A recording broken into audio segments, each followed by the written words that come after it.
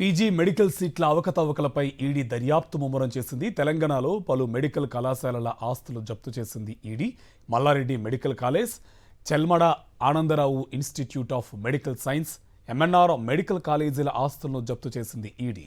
5,34,00,000 ఆస్తులు జప్తు చేసింది ఈడీ. ఇప్పటి వరకు 9.71 కోట్ల ఆస్తులు అటాచ్ చేసింది ED. Kaloji Narayana Rao health sciences university registrar ఫిర్యాదుపై ఈడీ దర్యాప్తు చేస్తోంది. వరంగల్ జిల్లా మట్వాడ పిఎస్లో నమోదైన కేసు ఆధారంగా ఈడీ దర్యాప్తు చేస్తోంది. ప్రైవేట్ మెడికల్ కాలేజీలు, కన్సల్టెంట్లు, మధ్యవర్తులతో కలిసి సీట్లు బ్లాక్ చేసినట్లు గుర్తించారు.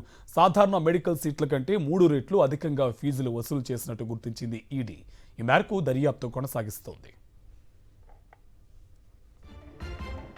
ఇదే అంశకు సంబంధించి పూర్తి సమాచారం మా కరెస్పాండెంట్ వాసు మనకి ఫోన్ లైన్లో డీటెయిల్స్ అందిస్తారు. వాసు, మెడికల్ కాలేజీలకు సంబంధించినటువంటి కొన్ని మెడికల్ కాలేజీలకు ఆస్తులను జప్తు చేసినట్టు తెలుస్తోంది ఈడీ. పూర్తి సమాచారం ఏంటి?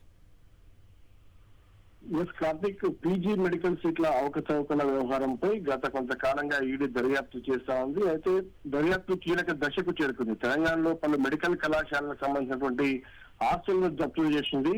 ప్రధానంగా మల్లారెడ్డి మెడికల్ కాలేజ్ తో పాటు Chelmeda Anand Rao institute of medical science, MNR medical college సంబంధించిన ఆస్తులను జప్తు చేసింది. మొత్తం ఆస్తులకు సంబంధించి ఇప్పటి వరకు నిన్న చేసినటువంటి తాత్కాలిక జప్తు 5.34 కోట్లతో పాటు గతంలో బ్యాంకుల్లో ఫ్రీజ్ చేసినటువంటి అమౌంట్ తో కలిపి మొత్తం 9.71 కోట్ల ఆస్తులు ఇప్పటి వరకు ఈడీ అటాచ్ చేసింది. అయితే ప్రధానంగా కూడా మెడికల్ కళాశాలలు ఎవరైతే మధ్యవర్తులతో పాటు కన్సల్టెంట్లతో వాళ్ళతో మమేకమై కూడా మెరిట్ విద్యార్థులు కౌన్సిలింగ్ లో పొందినటువంటి సీట్లను అక్కడ బ్లాక్ చేస్తారు. ఆ తర్వాత కౌన్సిలింగ్ పూర్తయిన తర్వాత ఆ విద్యార్థులు సీట్లను వదులుకుంటారు.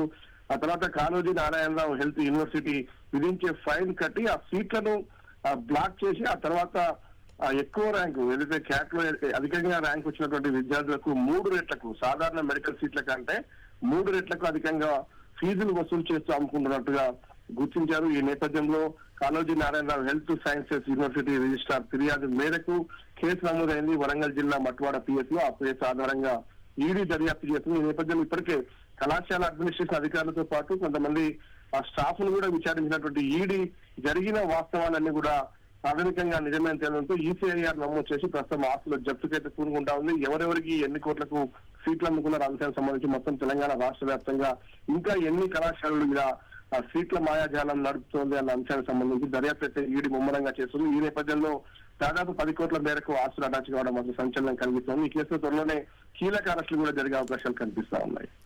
Right, thank you Vasu.